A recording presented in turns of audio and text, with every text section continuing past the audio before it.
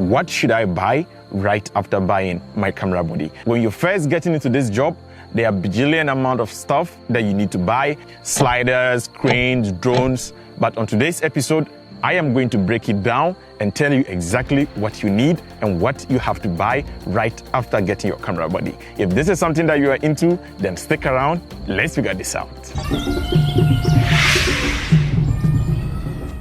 Hello and welcome to this channel. On this channel, we take the big Hollywood ideas and we transpose them into smaller ideas so that you, the indie filmmaker out there, can implement in your works. If this is your first time on this channel, welcome. My name is OBL Jr. On this channel, we talk about anything filmmaking, or we deal with anything filmmaking right here in the Africa Made Studio. So if you're new to the channel, guys, kindly click on the subscribe button and hit on the notification icon so that you get notified anytime we drop a new video on this particular channel. Now, let's get right into the topic. So, what items will I recommend that you buy right after buying your camera body? Now, let's get into this. The first thing you have to buy right after buying your camera body, it's a microphone. No matter how much you have, it's really important that you set some amount aside, or you set aside some few dollars or Ghana cedis to acquire a mic for yourself. Because trust me, when you are first starting out, you think it's all about the camera or it's all about the visuals. But you would soon realize that it goes just beyond the visuals. In fact, sound is 70% of your film.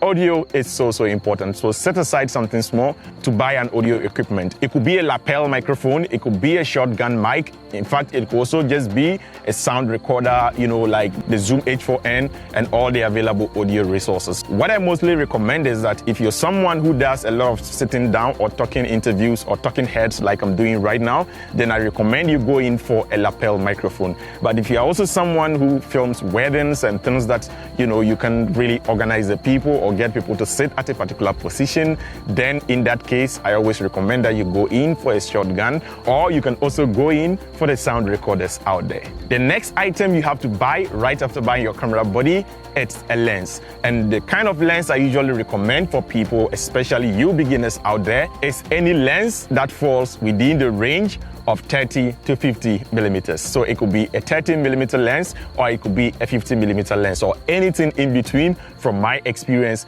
usually works better. So invest in it. And mostly, I usually recommend that you go in for prime lenses and not zoom lenses. And that is what I can say, or that is what I would recommend for you out there. The next item on the list, or the next item I would recommend for you, is a tripod. Guys, set aside some few dollars or some few Ghana cedis to get yourself or to acquire a tripod, because trust me, it is going to go a long way, and it's one of the few instruments, or let me say, it's one of the very few tools that is certainly going to stay with you, right from the beginning of your career to wherever you get to. Whether you're a beginner, you are intermediate, or you are a pro, trust me, tripods are always important. Do consider investing in a good tripod, and trust me, you will never regret it. And like I said, as you progress in your career, probably the only thing you would have to upgrade is just your tripod, depending on how heavy the camera is. Because obviously, the tripod you are using for your DSLR camera,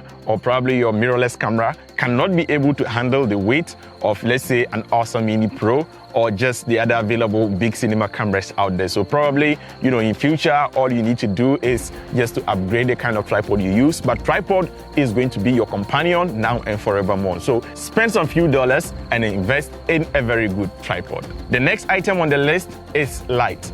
Guys, just have this at the back of your mind that no light, no photography, no videography, or no light, no images. Because trust me, even the best camera in the world, when you put it in darkness, it becomes useless and you can't capture any image. That is how important lighting is.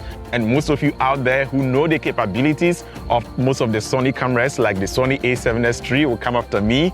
But just know that even with the insane low capabilities of the Sony a7S, it still has its own limitations. So at the end of the day, it's just better for all of us to be safe. Let's just endeavor to always try our best to have a certain kind of light around. The next item you would have to buy, or the next item I recommend that you acquire, It's an SD card. Guys, this is so important because without an SD in your camera, then you will not have a place, or you will virtually not have a site where you would be storing your image, or your camera will not have any place where it is going to store your images or videos. So spend some time, take some time, and invest in some very good memory cards. What I usually recommend mostly, or most of the times, is for you to invest in SanDisk models, because SanDisks are usually generally very good. And the other thing is that consider buying or investing in high-speed SanDisk cards. Why am I saying this? Very soon, once you start upgrading to recording 4K and higher frame rates, then your camera will start demanding, or your camera will need you to equip it with a high-speed card. So it is really important that you just buy with the future in mind. So just buy like a 64, 120 gig or 90 gig, or probably 250 gig, or whichever gig that you have to buy, or whichever size that you have to buy. Just make sure that it's a high-speed card that can last you, or that can be used for many other purposes. All right, guys, so that takes us to the very last item on the list, which I know most of you would argue that that isn't up for sale. However, if time is money, I would argue that it's up for sale. What do I mean? I mean buy knowledge. What I mean by buying knowledge in this sense is to spend time, go to the internet, learn about your camera, and don't just learn about the camera.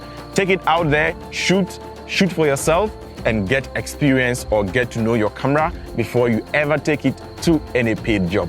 Don't listen to any YouTuber and take his words 100% and think that you know how to use that particular camera. Trust me, after listening or watching, a high amount of tutorials on YouTube or any online resource, it's still very important that you get the camera in your own hands and you try it out for yourself. And don't wait to get a paid job before you do that. So endeavor to just take it out, practice, practice, practice. Always remember that practice makes man perfect. That is all for today's episode, guys. If you need a part 2, because I know there are still a lot of things out there that I can recommend for you, most especially the beginners out there. It's been me, OBL Jr., here on the Africa Amaze channel. Guys, if you're new to the channel, kindly click on the subscribe button and hit on the notification icon so that you would get notified anytime we drop a new video on this particular channel. If you got some information out of this video, consider clicking on the like button so that the YouTube algorithm can help recommend this video for many people out there to see this awesome content on this particular channel. This episode was kindly supported by Pave Ghana. You can also follow me on Instagram at OBL_Jr. Or if you have any further questions, guys, you can leave them in the comment section below, or you can also DM me on Instagram. Until next time, guys, keep practicing filmmaking. Peace out.